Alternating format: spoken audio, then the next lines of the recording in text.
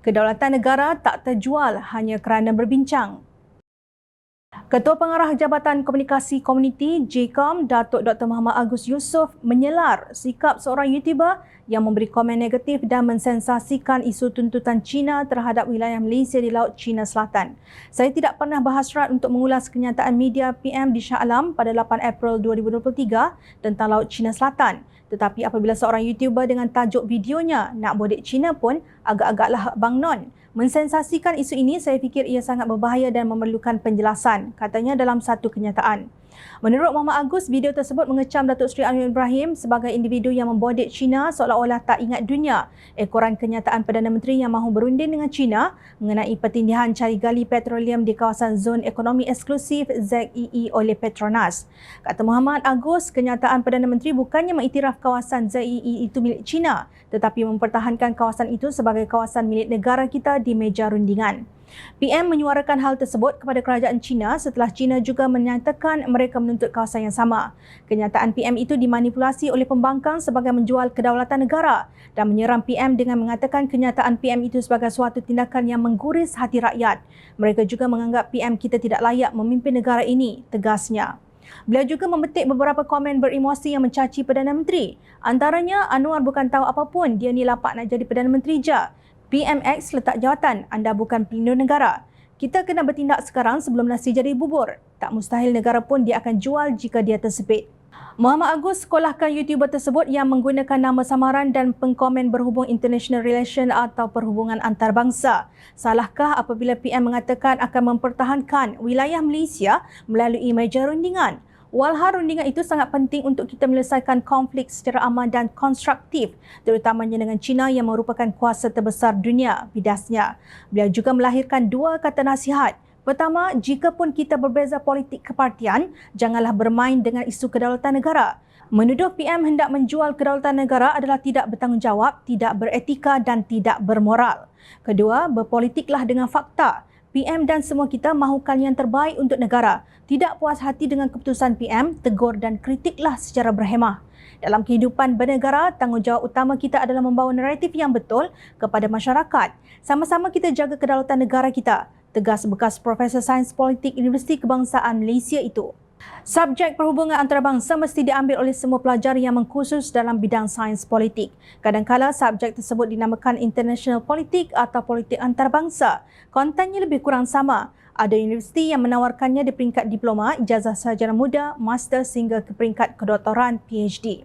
Subjek tersebut amat menarik kerana ia mendedahkan pelajar kepada pelbagai taktik dan strategi dalam political maneuvers atau gerakan politik yang dilakukan oleh negara-negara di dunia, khususnya kuasa-kuasa besar.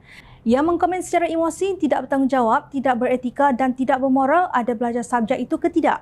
Kalau tidak, maknanya ia umpama membawa kail yang sejengkal tetapi hendak menduga sebuah lautan.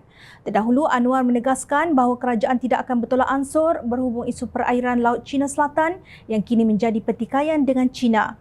Perdana Menteri juga menyifatkan Tan Sri Mahiddin Mat Yassin sebagai individu yang bermasalah dan tidak meneliti kenyataan yang dikeluarkan beliau sebelum itu. Muhyiddin ini dia banyak masalah sekarang. Dia tak baca apa kenyataan saya. Tiada langsung saya sebut saya nak tolak ansur dan ini yang saya sampaikan kepada pemimpin-pemimpin China yang tidak dilakukan beliau. China menyatakan ada bertindih. Jadi kalau begitu kita berbincang tetapi tidak menghalang untuk kita teruskan projek. Projek tetap berjalan, jadi apa yang tidak kita kompromi kerana projek cari gali Petronas akan tetap berjalan di kawasan yang kita percaya milik negara, tegasnya.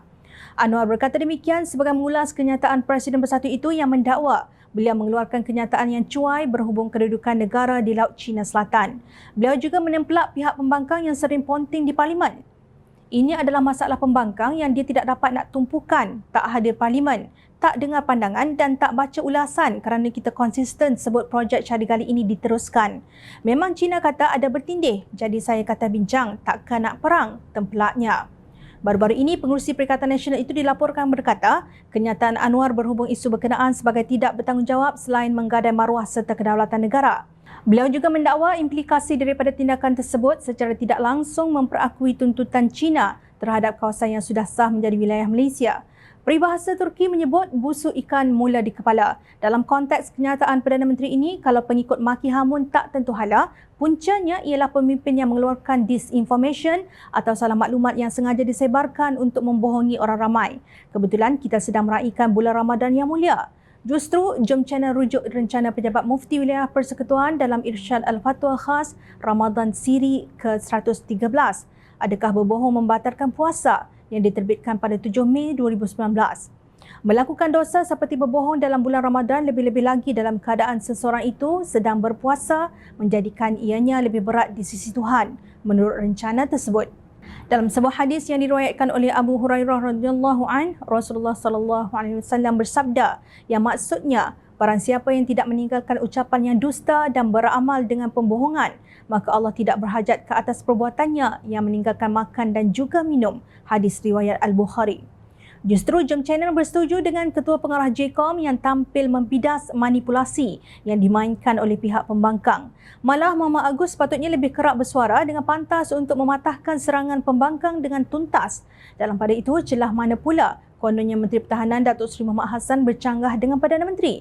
Nak mensensasi isu Cina pun agak-agaklah, wahai pembangkang.